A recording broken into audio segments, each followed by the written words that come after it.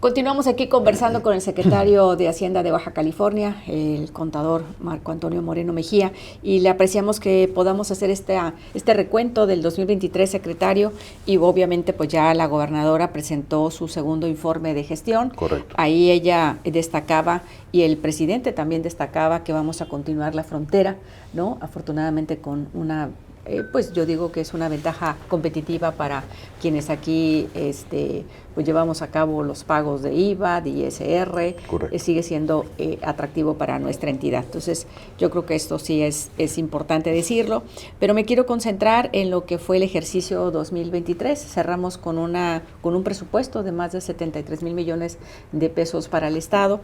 Esto se puede decir es mucho, es poco.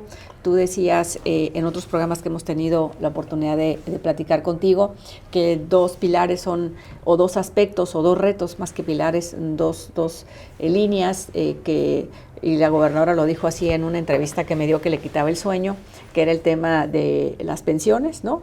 Y el otro es el aspecto de la educación. Y bueno, pues la educación aún no se ha federalizado. Ahorita vamos a hablar de que ya se federalizó la salud, pero la educación no.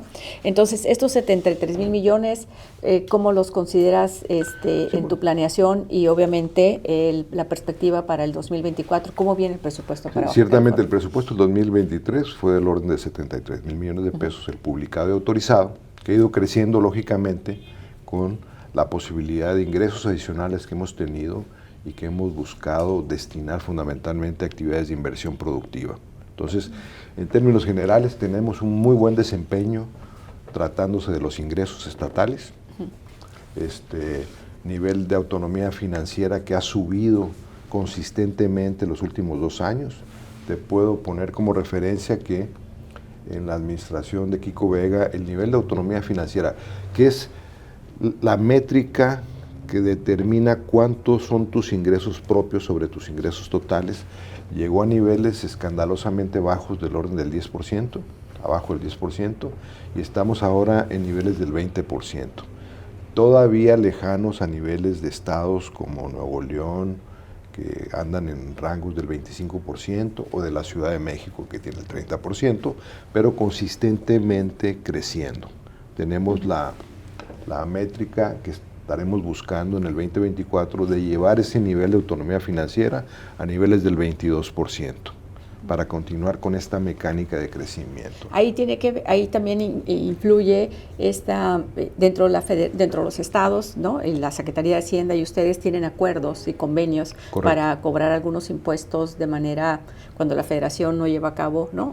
La recaudación, te dice al Estado, oye, pues correcto, sí, hay convenios de coordinación fiscal, donde ambas partes podemos ejercer la función de fiscalización, y en la medida que hay una mayor recaudación de impuestos federal, tenemos mayor participación de esos recursos.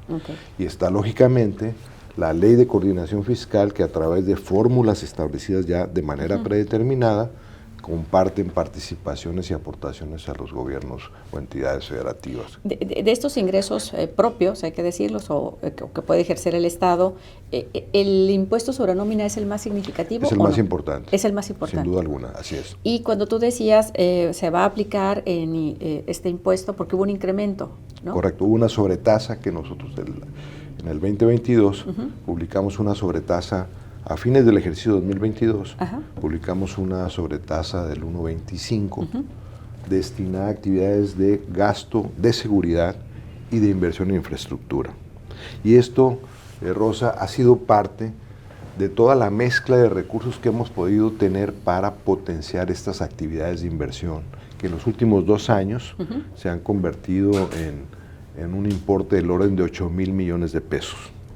Es decir, en estos 2 últimos años hemos tenido recursos estatales destinados a inversión en infraestructura de un promedio de 4 mil millones de pesos anuales, donde si revisamos las administraciones anteriores, veníamos de niveles de inversión promedio anual en los distintos gobiernos del orden de 500 millones de pesos, una cantidad bajísima para la condición tiene el estado de Baja California. Y ahí, por ejemplo, si me voy hasta Ensenada, se está haciendo una inversión muy importante en lo que es la carretera, ¿no? Federal de Maniadero para conectar con el sur.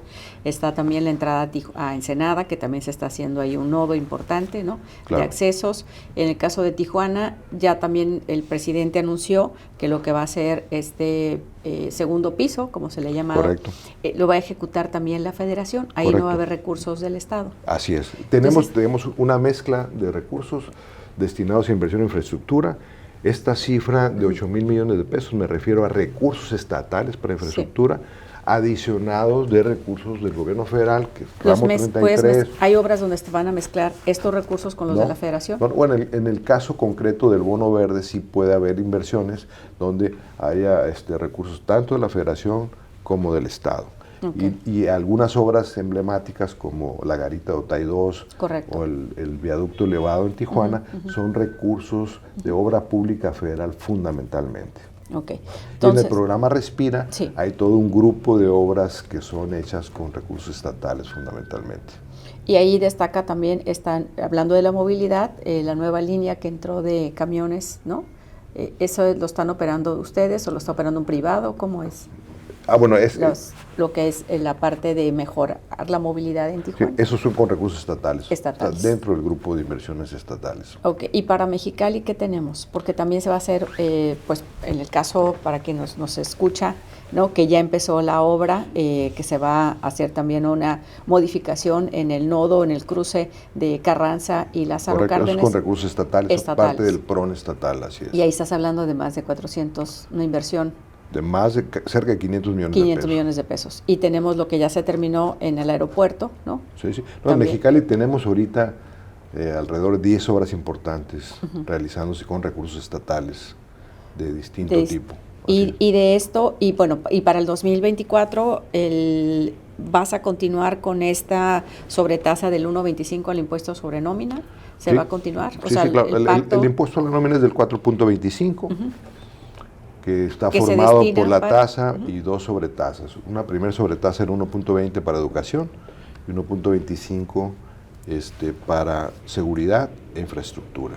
Y va a continuar el 4.25, no pretendemos incrementar para el 2024 ningún impuesto. O sea, no va a haber incremento de impuestos para el 2024. Ni en tarifas de agua, ni ningún impuesto se va a incrementar.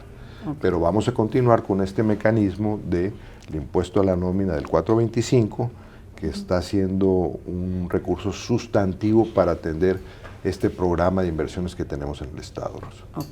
Bueno, entonces, impuesto de la nómina, decíamos que se federalizó ya la salud, ya se firmó el convenio con el IMSS Bienestar. Está el proceso de aterrizaje administrativo de IMSS Bienestar, que a final de cuentas no tiene implicaciones de ahorro o de ingreso adicional para el Estado, básicamente una mayor coordinación en la ejecución de los servicios de salud por parte del gobierno federal. Porque traes una obra importante en la zona este de Tijuana, que es un hospital. Así es, con recursos del gobierno federal. Con recursos del gobierno federal. Y ahí tenemos un hospital también con recursos del Estado. Del Estado, así es. Entonces, y viene en Ensenada también un hospital de alta especialidad con recursos del IMSS. Que ha sido un proyecto que pues yo tengo varios años anunciando, lo que ahí viene y no ha aterrizado. Tienen el terreno y lo que sí, que no, ahora sí. Ahora sí. Bueno, porque la protesta en San Quintín o la petición de San Quintín es que también se haga un hospital, no sé si decir de segundo nivel, pero sí un hospital con mucho más equipamiento para San Quintín, que también está pendiente. Ahora que estuvo el presidente en San Felipe, también ya visitó la gente del IMSS, porque necesitamos un hospital en San Felipe. Y bueno, pues la población crece y demanda más salud, secretario, demanda más seguridad. Y en seguridad me voy a detener porque pues queremos ver que los recursos que se están hablando de seguridad pues también tengan un impacto en los índices, ¿no? Que baje la criminalidad, que bajen los homicidios, que bajen los los robos a casa habitación. Pero bueno, ya me autorizó tenemos pendiente una entrevista con ese es otro tema, con el secretario de Seguridad Ciudadana, que vamos a conversar con él, pero sí, ahí hay inversiones en las cámaras. ¿Qué se está invirtiendo ahí?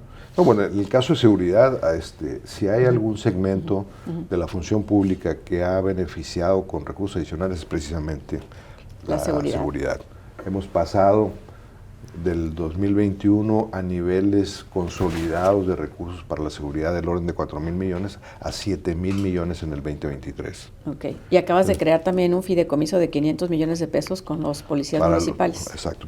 Es un fideicomiso para la seguridad social de los policías municipales, donde le metimos 250 millones de pesos el año pasado, ya están reservados, se está ya en la instrumentación del fideicomiso y otros 250 millones este año, adicionado de recursos de los municipios que se sumen a este esquema. Nos parece que era una deuda histórica importante con ese sector que se juega la vida literalmente por la sociedad y estamos correspondiendo con la implementación de este mecanismo. Fíjate que tuve la oportunidad de entrevistarlos hablando de este grupo de policías del Estado, porque aquí sí que son todo el Estado, pero conversaba en la creación de que ellos tenían un fideicomiso, tenían una casa, no, tenían un fondo, caja de ahorros. Una caja de ahorros en Mexicali. Y lo interesante es que el capital con el que ellos comenzaron fue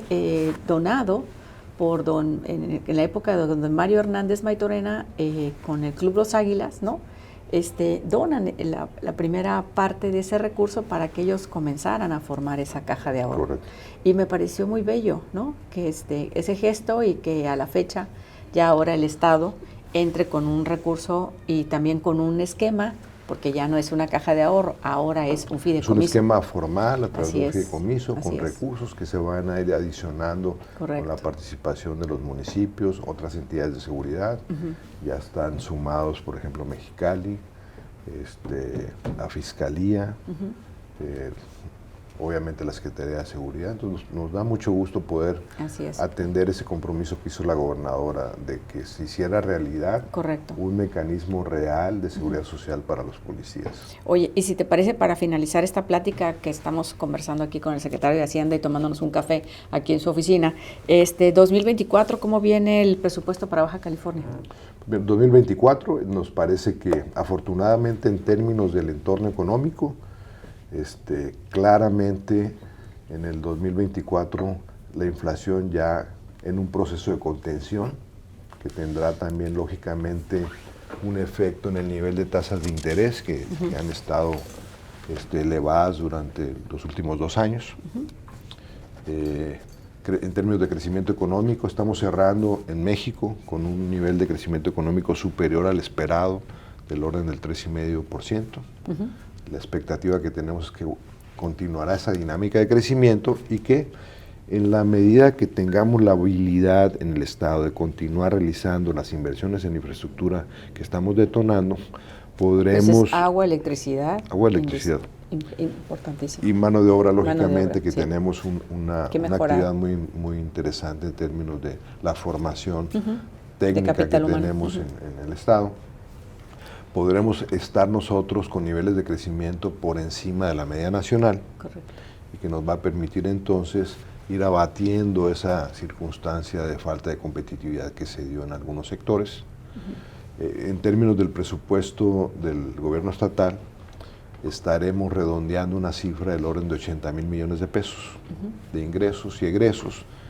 Vamos a presentar al Congreso un presupuesto equilibrado, manteniendo el mismo enfoque de apoyos sociales que tuvimos en los últimos 2 ejercicios y también privilegiando procesos de inversión, buscando recursos tanto estatales, federales o inclusive privados para poder sostener el ritmo de inversiones que requerimos para el crecimiento del Estado. Sí, no me quiero ir sin preguntarte, ya ves que en el tema de la agricultura desaparece la financiera rural, financiera. Correcto. Y en el caso de Mexicali, pues está la preocupación, la cartera vencida de quienes estuvieron en su momento, y voy a ser específica con el tema de los trigueros, estaban buscando, creo que en el caso de Sinaloa, el Estado creó, ¿no?, una especie también como de financiera estatal para atender a la agricultura. ¿Tú qué has visualizado para ese sector? Francamente, es muy difícil pensar que el gobierno estatal tiene capacidad para atender un tema que es parte de una política nacional. Okay. Nosotros como Estado, en la dimensión de nuestras posibilidades, estamos realizando programas de apoyo al sector, como por ejemplo compras consolidadas, tenemos un mecanismo a través del FOGABAC, tenemos un programa también de saneamiento de cartera vencida con los agricultores, donde, bueno, concurrimos tanto el gobierno federal, el agricultor y nosotros con recursos para limpiar carteras vencidas que permitan detonar nuevos financiamientos. En el caso de los productores de trigo, participamos este año con un fondeo de 40 millones de pesos con la intención de cerrar la brecha de precios internacionales. Y puso el Ayuntamiento de Mexicali otros 20. El Ayuntamiento de Mexicali puso 20 millones, pero son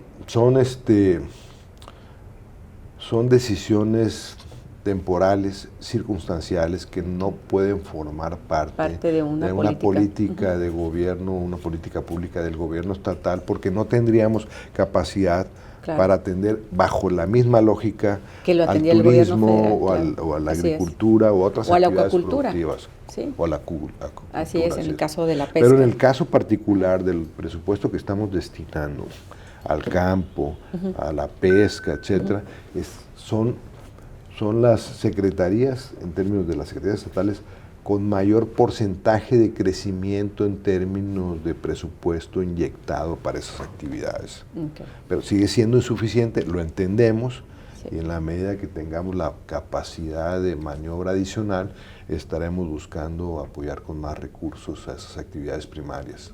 Oye, recientemente entrevistaba al presidente del Poder Judicial, que ha sido reelegido nuevamente por otro periodo, al magistrado Alejandro Isaac Fragoso.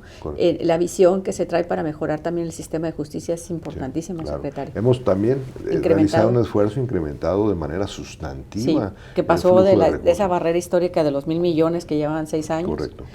Y no solo con presupuesto en términos del funcionamiento operativo, sino también con la atención a sus necesidades de inversión en infraestructura y en equipamiento. Así es. Y nos los ha comentado pues, el propio magistrado y los titulares del Poder Judicial, que nos han hecho un agradecimiento público, no solo por destinarles en el presupuesto mayores recursos, sino por la ejecución de los recursos presupuestales, porque muchas veces en papel el Poder Judicial, por ejemplo, tenía recursos autorizados, pero que ya en la realidad no se atendían con flujo de efectivo. Nosotros hemos sido escrupulosos en darle los recursos que nos comprometemos a todos los organismos autónomos. Como por ejemplo, la Universidad Autónoma de Baja California, el mismo día que tenemos que cumplir el compromiso, lo estamos atendiendo. Te doy un dato. Este año estamos destinando recursos a la UABC por más de 2,000 millones de pesos. Y siendo escrupulosamente puntuales en el envío de recursos. Como un ejemplo de lo que estamos haciendo en términos de cumplir acuerdos presupuestales. Recordarás, bueno, qué pasó con Kiko Vega. Así es, que tuvieron que manifestarse. Los universitarios, venir y estar aquí en el centro cívico para exigir que se pagaran también, tener una deuda de casi 2,000 millones de pesos. Tenemos la instrucción de la gobernadora de cumplir los acuerdos que se hacen con todas las entidades y organismos autónomos. Fíjate que poco hablamos de esta parte donde los organismos autónomos como la UABC, como el Poder Judicial, aunque el Poder pues es otro. Digo, el Poder Judicial es otro poder, ¿me explico? Claro. Igual que el Congreso, que también se le destina sus recursos. Pero es necesario saber de que esta administración que se les da mes con mes, ¿no? Tienes un presupuesto y mes con mes se tienen que ir atendiendo las necesidades que se tienen. Y afortunadamente la UABC, también hay que decirlo, es de las pocas universidades públicas del país que tiene finanzas sanas, ¿no? Eso también es un baluarte para la educación del Estado, que no hay ese peligro, ¿no? Ese riesgo, porque aparte tiene que incrementar año con año su capacidad para recibir más jóvenes. Claro. Secretario, pues siempre hay más temas. Claro. ¿Con qué finalizas tu cartita a Santa Claus? Bueno, pedirle a la ciudadanía que nos tenga confianza. Estamos haciendo un trabajo serio, me parece, responsable, con intención. No hay manera de que el Estado pueda avanzar si tenemos un manejo equivocado o malas prácticas de finanzas públicas. la posibilidad de tener un crecimiento en inversiones pasa primero por tener orden, control en casa, finanzas sanas que nos permita entonces buscar recursos adicionales y mecanismos de ahorro que logren destinar mayor o liberar recursos a actividades directamente productivas que tengan que ver con el crecimiento económico, político y social del Estado, Rosa. Muy bien. Y estamos enfocados en eso. Muy bien, pues con esta reflexión nos quedamos, si te parece. Claro. Y espero próximamente nos invites a otro café aquí en tu oficina. Será un placer, Rosa. Muchas gracias. Al contrario, vamos a ir a mensajes, son muy breves. Volvemos.